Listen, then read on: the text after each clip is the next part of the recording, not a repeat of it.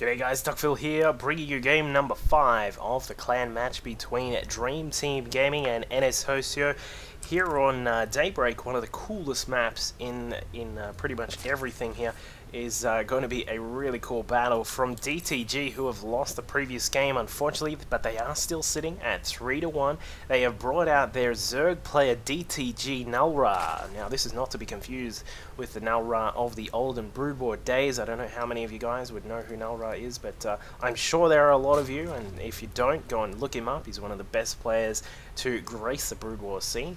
His opponent, of course, down the bottom left-hand side of Daybreak is NS Hostio Hoon, who did a really good, well, really, it's as a Protoss, seriously, it's hard to say a really good 1-1-1 because it just hurts my soul every time I say it, but he did it well. He did a great job with the Hellions, did a little bit of harassment, didn't actually lose them unnecessarily, and then just pushed through with that, was very careful with his siege tanks through the middle. Of course, we saw that Sickness tried to take the fight to the Terran, which is one thing which can be a good way to deal with 1-1-1.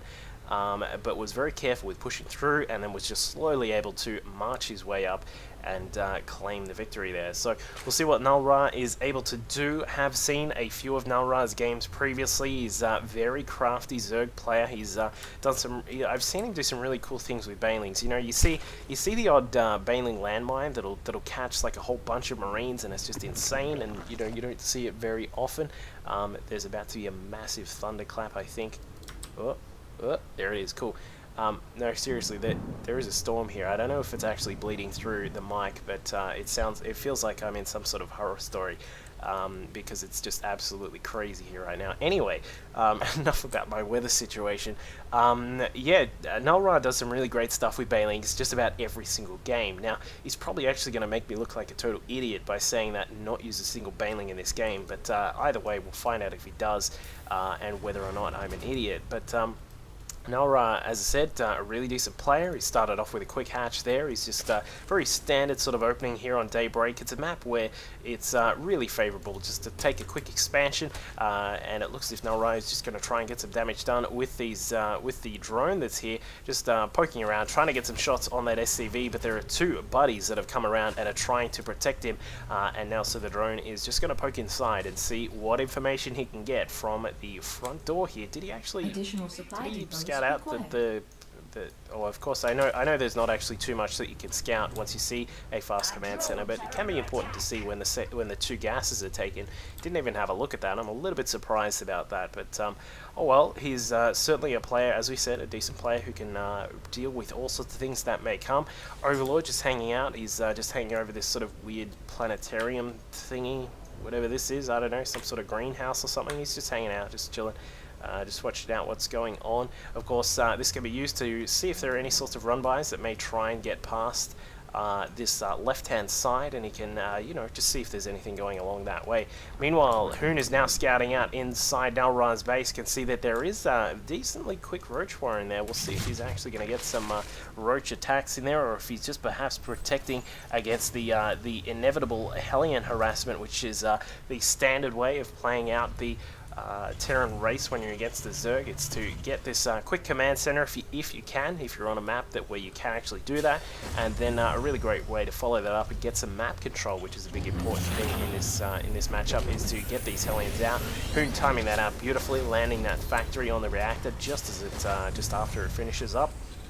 And does the old switcheroo. We're going to have a couple of Hellions out. The Rack's putting down and getting a tech lab as well, and a couple more will follow up soon. So there is the potential for that very deadly 9-minute timing from the Terrans. I haven't actually seen it too often these days, but at a BlizzCon last year, we actually saw that coming out from a couple of the players. MVP for one, doing a great job with it. Actually, sort of push out at around about the 9-minute mark with a few of those tanks, some Hellions, and some Marines as well, and you can do a slow push-up. It's a little bit like doing a 1-1-1, where you sort of push up and just slowly make your way into the Zerg base, but I just don't think it's that feasible on this map. But as we can see, NalrA did get a few of those roaches out very quickly here, and he will be able to do some damage. One Marauder has come out to try and take care of these roaches, and he should be able to get the last hit on that. There it is, bam. and these 4 Hellions will be free to roam around for the moment. But looking at the spread of Overlords here for NalrA, he should be able to spot any possible incoming attacks. So he does have the Overlord just spotting this top section here. They are just going to pass by that one, and they will also just slip by the field of view of that last Overlord here. But they will definitely slip into this area, and they're going to be caught by the Roaches, perhaps getting a few shots off. And 3 more Roaches at the top of the ramp, giving them a hearty welcome to the Zerg base. But the Hellions do slip in regardless. Queen's not being used at all for defense here, and it looks as if NalrA will have some problems inside his base. Number 1 being a drone barbecue, and that has started up here, getting a few of those Roaches sort of dodging them, and then getting some of these drone kills and doing a fantastic job. Looking at the workers killed, he hasn't gotten a massive amount, but he's certainly got some, which is enough to cause some problems for a Zerg, and he does get an extra one. We're up to 7, 8, beautiful. So he's done a decent job. They've sort of paid for themselves there. That's a really nice amount of drones to kill. Obviously you want as many as you can, but he's done a good job, and now NalrA is going to have to counteract that by doing his own sorts of play. There's the Baneling Nest. I hope he gets some Banelings out and does some crazy stuff. So we've got Extractors number 2, 3, and 4. We've also got a hatchery just completing down here at the 3rd base and starting that creep spread. That's another thing which I've seen NalrA do really well, is really get some creep spread going. I think I've seen on a game on Antigua, the Antigua Shipyard, he actually got his creep spread up to the natural expansion of his opponent there, and it was just really crazy to see. But I'm sure that Hoon is going to be able to deal with anything like that a little bit better than that guy did, whoever that was. And now he's going to be pushing out with a very interesting bioforce. We've got 1 tank along with a few Marines and some Marauders. So this is going to be very interesting to see how this plays out. Stim is going to complete by the time these guys get across to the opposite side of the map. But it looks as if he is perhaps going to get spotted. No, he's not. We're going to leave this tank back at the base. He should be, it looks as if he's just going to head back to defend. Now, there is a small hole in fact, there is actually a big hole. We've got 2 holes in this wall off for Hoon here. I'm not actually sure if that is intentional for some purpose or not, but a little bit surprising that he hasn't fully walled that off, especially when there are some lings floating around. And as we can see, there is a little bit of an attack force over here that may want to try and bust through. If they can get in, they may be able to get a little bit of damage done. Of course, there is the wall at the top of the ramp, which should be able to deal with that. And there you go, he's finally starting to push up against that. But Stim is now completed, and Hoon is now attacking into the 3rd. Will be able to take care of this Queen. If he can get behind the minerals, he should be able to deal with a lot of these lings as well, and does get back there. Marauders providing a little bit of defense for those Marines. The Marines do go down. The last few Roaches doing what they can, and that is cleaned up. But that was a really nice attack there by Hoon. He's got some damage done on the units of NalrA, and NalrA will have to try and get back into his groove with that. The Spire on the way, halfway done, and the Lair is of course completed for that. We got no Roach upgrades, so he's definitely not going to sort of move into a Roach based play. And he's obviously going to be probably aiming for something like a Mutiling Bane, I would be expecting from NalrA. That, as I said, that seems to be his bread and butter, are those Banelings, and here they come. We've got a couple of them on the way. No Baneling speed started just as of yet. A little bit surprising to see that. I think he's just banking up some of that gas for those mutas, and here they come. Going to get started on 5 mutas for now. Going to need a few more minerals to get some more out. We got 7 now on the way. We got a lot of lings and some banelings already out, as we saw before. The green balls of goo are now ready to put some damage on Hoon. We'll see what happens here. This Marine tank force, the secondary attack now moving out for Hoon. He's got 1 medevac here just in case he needs some healing. The 3rd base is just moving up there, and once he gets that down, he'll be sitting on quite a fine economy. We will need to make sure he gets some defenses up. We do have 1 bunker prepared for a few Marines, of course. They'll be able to march over there and get prepared, but I'm pretty sure that NalrA would have seen that force coming through, and whether he does or he doesn't, he's going to be prepared for it. Here come the Banes and the Lings, just getting ready to defend this 3rd base here. The tanks slowly sieging up. We'll probably see them just slowly leapfrog across, and here we go. One of the tanks unsieged. That is very unfortunate for Hoon here. The Banelings trying to get through, but they have been busted up quite quickly there, and the mutas are not going to be able to get any damage done. The Lings now sweeping in from the side are going to try and get some harassment on the Marines. The tank's going down. A few remaining roaches are going to be able to clean up the rest of this, but many mutas have gone down here for dtGNalrA, and that has put him in a little bit of an unfavorable spot. Normally you'd want to try and keep as many of those mutas out as possible, but he unfortunately lost quite a lot of those, and now he's not really going to have any way of actually harassing Hoon's main base here, not to mention the natural, which has got this bunker here with a couple of Marines inside, and now the third is going to have a couple of turrets as well. So Hoon doing a good job here with his defenses, having to use the SCVs to deal with a couple of links which try to run by there. And more mutas on the way from dtGNalrA. So he's going to push out here with his hatchery. He's going to take this fourth base here. If he can get that up, that'll be really nice. It obviously does have the rich Vespene geyser, which helps out with getting that lovely gas for those mutas.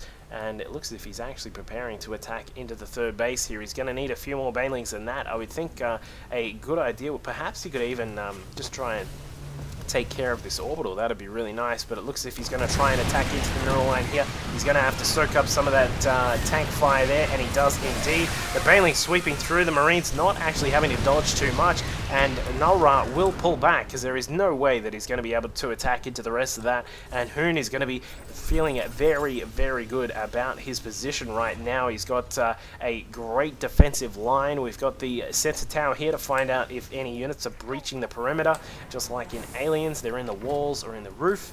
And then he's got the Marines to defend, along with a few tanks, and of course we'll probably see, there it is, the Thor. So looking good for Hoon at the moment. Just looking at his production capabilities right now, we've got a total of 8 racks, 7 of them with reactors, so he's going to be able to produce an insurmountable amount of Marines whenever he needs to, and he is producing quite a lot at the moment. He's got 7 on the way. He's got +1 to armor just about to complete, whereas the eBay, there it is. That one's actually got +2 to weapons, so he's going to be looking quite pretty with that too.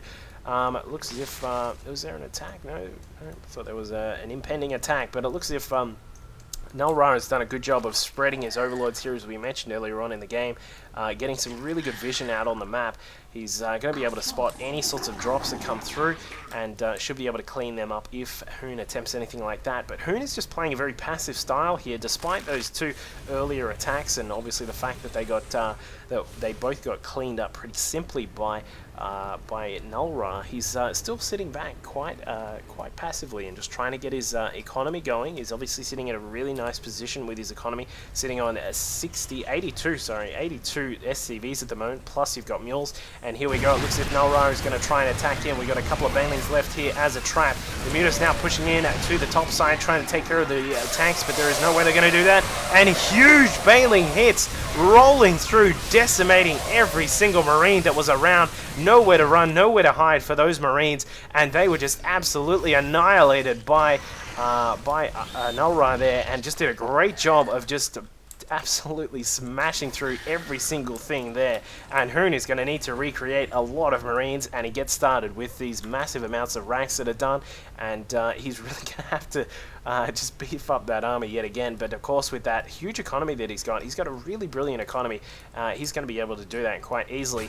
dtGNalrA, on the other hand, let's see what he's up to. He's got some lings hanging out here just in case. I think that maybe just in case there's some drops going on. His drone count is sitting very nicely at 70 here. He's probably going to need to start moving some of the drones from the Nat and the main across to this base. I'd love to see him take this gas just in case. But here comes just some Marines pushing out there, trying to get control of the watchtower, but there's no way that's going to happen. That baneling trap is still there. That is that bound to a key? No, it's not. He's still just keeping an eye on that. I think that is just outside the range of the sensor tower. That is incredible. But he's gonna lose it, and there he is. I'm really surprised he used it on those few Marines. I thought he would have tried to use it on a bigger Marine group, but now Hoon has resupplied the Marines. He's got a lot of tanks here as well, and he's now moving out with a command center, trying to put this down. No doubt going to try and get a planetary fortress there as well. If he can, he'll be really fortifying his position here. dtGNalrA just trying to get some more banelings in. If he can get them, he'll be in a really nice spot. He'll be able to bust through that command center straight up, and it looks as if he is just trying to attack straight into Hoon here. Not the best idea. The muta's getting torn apart by the Marines, and the Thors now at the back getting that massive splash damage, and I have no idea what just happened there for dtGNalrA, but he is perhaps just a massive amount of missed micro there, or something with his rally points, or he had some lag, or I don't know, but he just lost a whole huge amount of his attack forces. As we can see, the muters whittled down to just a lowly 5. We've got a couple more being constructed at the moment, but now is the time for Hoon. He can push out with these Marines, the Thors, and the tanks, and he should be able to get some damage done. We've got all of these medevacs as well, providing quite a lot of healing. They've still even got quite a lot of energy available, and now Hoon is going to be able to push into this attempted 5th of dtGNalrA here. These Marines do have 2-2, so they're going to be sitting quite nice. Here come the Lings and the Banelings, not sweeping in from the top, but he will come straight through the bottom here. Lings getting in the way of the Banelings, I'm not sure about that. But the Thor able to provide the anti-muter defense here, and Hoon is perhaps going to be pushing through and taking this hatchery quite easily. Yes, he will. More Banelings attempting to be morphed in across to the side there. The drones having to escape, and dtGNalrA GGing out. He was just, yeah, I really feel as if he just had some sort of like a micro lapse in concentration or something like that, just marching his Lings and Banelings up this very thin ramp here, and just getting absolutely annihilated by the tanks, the Marines, and then the Thors as well. So looks as if we've got NS Hosio on a fight back at the moment. The score is 3-2. We've got dtG in front. We'll see who dtG brings out next to deal with this this incredible Terran foe who's been doing a great job, and will join me in game number 6 in just a moment. Cheers.